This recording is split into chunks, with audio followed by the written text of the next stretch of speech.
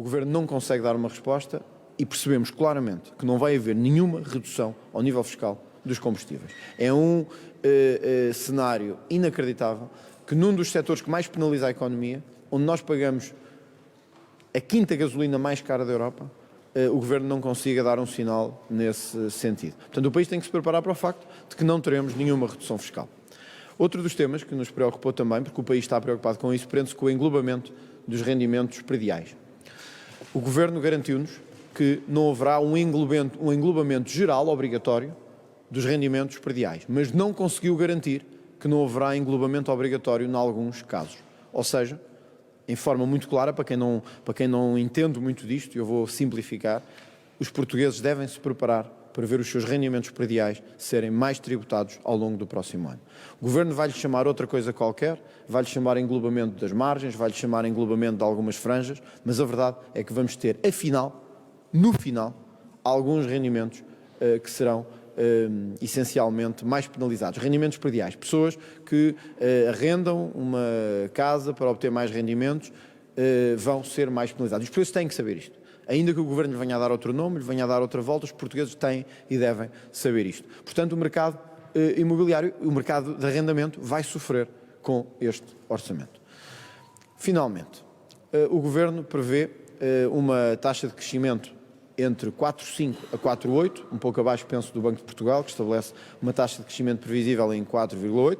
Esta taxa ainda assim é superior ao que estava previsto e uma tendência que eu até já ouvi de outros colegas meus que falaram aqui, de redução da dívida pública. Vamos lá ver. Nós temos que explicar isto às pessoas. A redução da dívida pública não ocorre porque o Governo vai reduzir a dívida pública. É porque o aumento do PIB, expectável fora do ano de pandemia, gera a diminuição da dívida pública.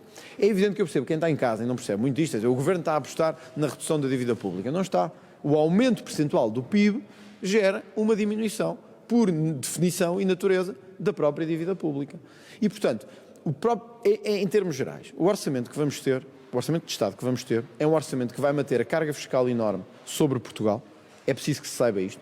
Vai acentuar a progressividade do IRS, o que basicamente quer dizer que quem continua a trabalhar mais vai continuar a ser mais penalizado e que a classe média vai ser mais penalizada.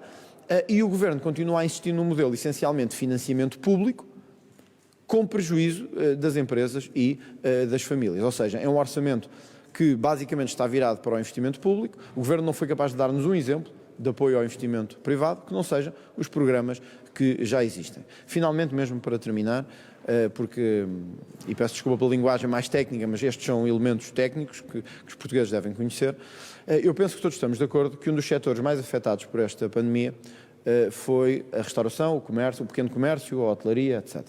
Uma das medidas que estão em cima da mesa e que as próprias associações do setor têm reclamado é a descida do IVA, temporariamente, para uma taxa reduzida na restauração, apanhando alimentação e bebidas, como forma de dar um sinal ao setor que provavelmente foi o setor mais afetado por esta pandemia. E o Governo não o vai fazer. Portanto, os portugueses têm que saber que o IVA da restauração não vai ser alterado.